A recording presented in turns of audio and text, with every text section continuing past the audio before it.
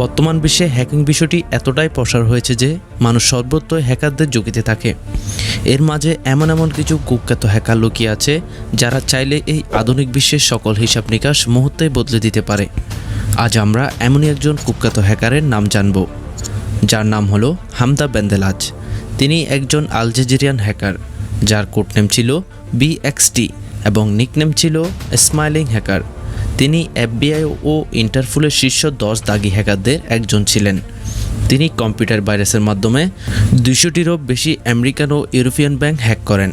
তার তৈরি রিমিজি 33K ভাইরাসটির মাধ্যমে তিনি বিশ্বব্যাপী প্রায় 50 মিলিয়ন কম্পিউটারকে সংক্রমণ করেন, যার ফলে হামজা বিভিন্ন ব্যাংকের তথ্য পেয়ে যায়, যা থেকে কয়েক মিলিয়ন ডলার আত্মসাৎ করে নেন হামদা বেন্দেলাজ। প্রায় 3 বছর ধরে খোঁজাখুঁজির পর 2013 সালে থাইল্যান্ডের পুলিশের হাতে গ্রেপ্তার হন।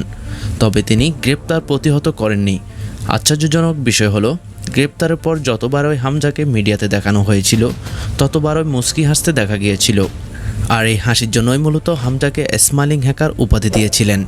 পুলিশ হামজাকে এত বড় বিশাল অর্থ দিয়ে কি করেছে জানতে চাইলে বলেন, সর্বত্র অর্থই তিনি ফিলিস্তিনি দাতব্য প্রতিষ্ঠানগুলোতে দান করেছেন। আর সারা দুনিয়ায় দানের জন্য এত বড় ক্রাইম পৃথিবীর বিরল কিছু ঘটনার মধ্যে একটি।